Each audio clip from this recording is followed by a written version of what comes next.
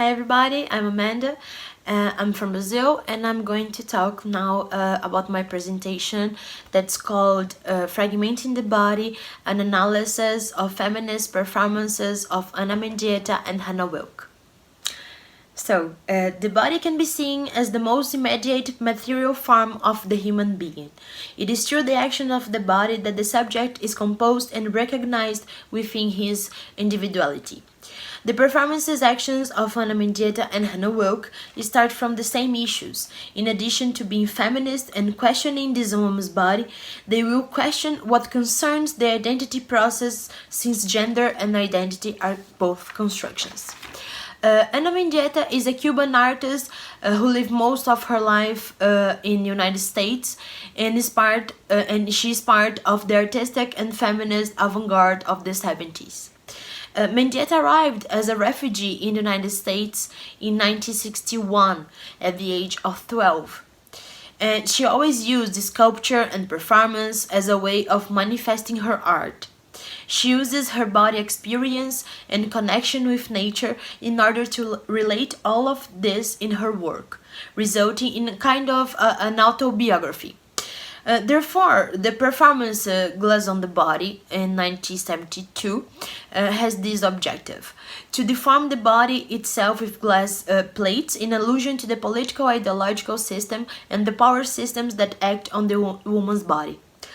So I'm gonna to start in 2 points. The first one is Mendieta demystifies feminine sensuality, and by deforming her own body, she reveals the woman masked and forged by the system.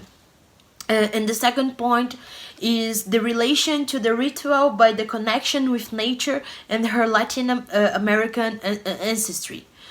Based on her own silhouette, the performance is constituted and materialized in the photography. For Mendieta, her search is to establish contact between her female body and the nature.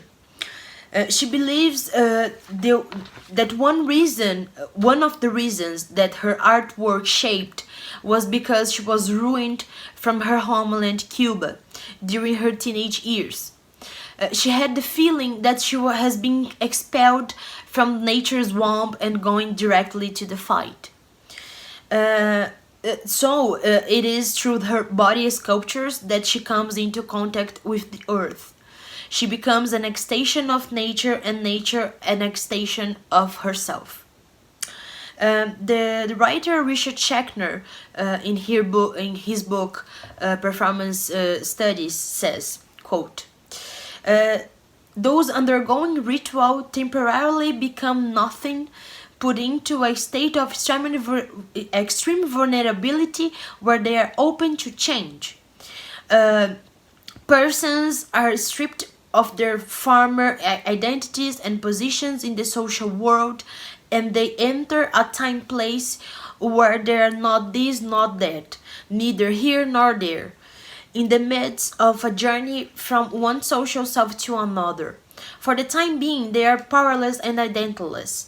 Second, during the liminal phase, persons are inscribed with their new identities and initiated their new powers. So, if we analyze, Mendieta uses her own vulnerability to reach a way of resisting a compulsory order and reconnecting with her roots and with nature. Judith Butler says that vulnerability is not the bodily state in which we are left without inaction, but the moment when we rethink the political categories and the ethical regimes. It is not a point of passivity or exclusion. It is just the opposite. Vulnerability implies resistance to institute powers, and these bodies reconfigure the discourse of recognition.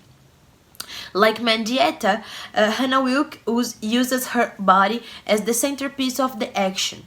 Wilke was a sculptor, a feminist performer, and was born in New York.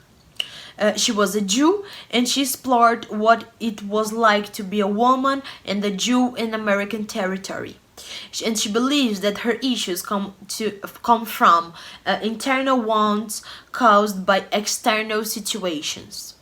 She used various methods of photography, performance, sculpture, and video to question and examine issues of femininity, feminism, and sexuality. During the late 50s and the early 70s, Wilke created a kind of iconography based on female body, organic forms that resemble the female genitalia. During the 70s, she started using her body as a form of protest, what she called performalistic self-portraits. She immortalized the performances in photography and video, always mocking the gesture and the poses that have always been posed to the female body. In the performance SOS Terrification Object Series from 1974 to 1979, in the beginning of the performances, Wilke appeared naked during several poses imitating celebrities, but with her torso always covered with small vulvas that were sculpted with gum. In the second part of her performances, Wilke appears naked in front of an audience and handles chewed gum that viewers gave to her in the end. She manipulates them in the shape of a vulva and glues them on her body and face.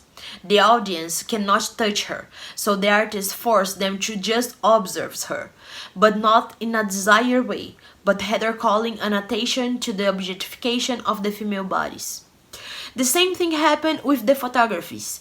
Wilke believed the pictures had to be eaten with the eye, and she says that she chose the gum because it is the perfect metaphor to the American woman. You chew it, you use it, and when you lose the taste, you throw it away and choose a new piece. And so, we must first think that the artist starts from her own female body, which has a vulva.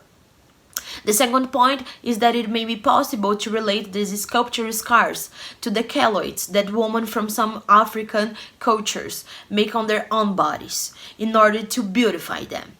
We can also interpret them as a cry of protest against the small daily tortures that women face in order to be in a logic of beauty. Hannah Wilke ends up making it clear that she marks her own body precisely because she was a Jewish. And in regards of this construction of her body in accordance with her artistic practice, I refer to what Judith Butler talks about subversion. This concept for the author is fundamental, since it is practically the result of gender performativity, which are a series of repetitions that the body produces in order to subvert the compulsory and binary gender categories. So, her performative subversion takes place in a ritualistic place in order to inscribe herself on an identity that comes with new forms of power, just like Anna Mendieta did too. Ritualistic places, very similar. This will directly dialogue with the feminist issue that both Mendieta and Wilke address. It is to take the concept of woman object from the bodies of women, precisely showing the objectification even silent in our bodies. And finally, we need to talk a little bit about violence. I think it is clear, but both artists will deal with violence that it is institutionalized on women's bodies. Of course, their issues range from the lack of corporeal territory, of the sexualization of the bodies, but all of these issues are linked to the gender-based violence that women have been suffering over the years. Within this latest and most recent wave of feminism, we see several groups emerging to call into question the recurring attacks that women have been suffering. We see a bigger number of cases, but also a big number of complaints. What the artists do with their female bodies is precisely to place them in a place of problematization that involves the agendas that feminisms have been fighting over the years, the liberation from gender violence that was created gradually by the patriarch system.